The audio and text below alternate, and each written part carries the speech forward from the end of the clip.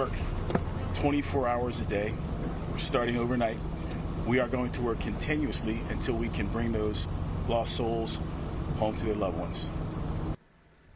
New at 11, the next phase in the slow and tedious process of finding two missing iron workers presumed dead is now much safer. This after city officials confirmed they've achieved their goal of demolishing the parking garage that partially collapsed in Grays Ferry Wednesday afternoon.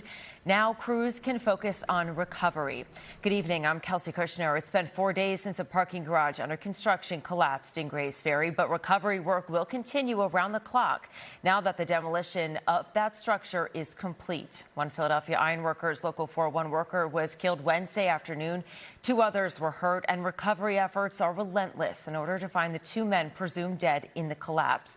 They've been identified to NBC 10 as Mark Scott Jr. and Matthew Kane. Philadelphia's fire commissioner and deputy managing director spoke tonight about the recovery plan and efforts to find them now that demolition is complete. Here's the latest tonight at 11 p.m. City officials tell us we can expect a 24-hour operation in this recovery phase.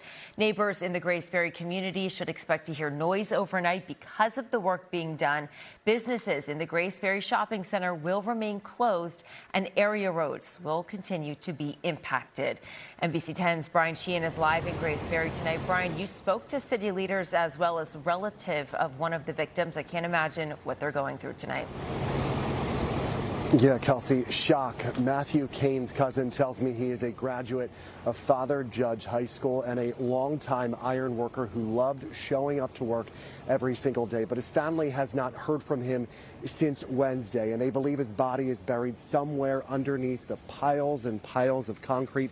The meticulous search is underway right now. It's all that's left of the parking garage that partially collapsed while Matt and his coworkers with Iron Workers Local 401 were part of a team constructing it.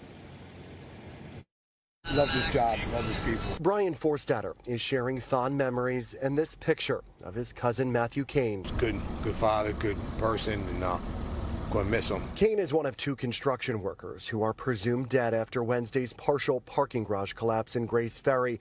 NBC 10 has identified the other man as Mark Scott Jr., and city officials say a 3rd worker died at the hospital a short time after the collapse.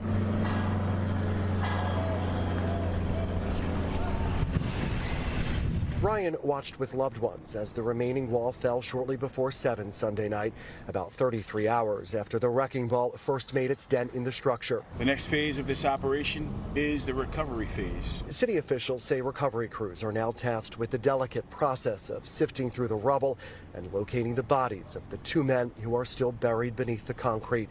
Brian says Matthew, a father of 2, is one of them. His mom, she's shaking up.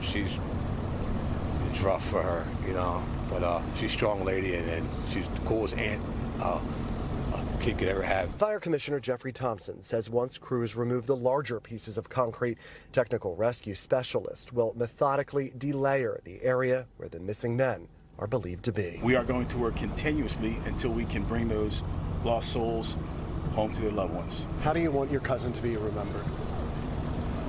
Loving, fun, happy-go-lucky. Good guy, good guy.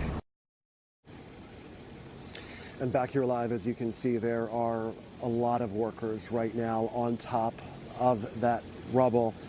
It's a very delicate process. Officials say they will be working around the clock until the bodies of the missing men are located. And because of that, they say residents can expect to hear noise throughout the night. And the shopping center will be closed again tomorrow. But of course, the main focus is safely locating the bodies of those 2 missing men.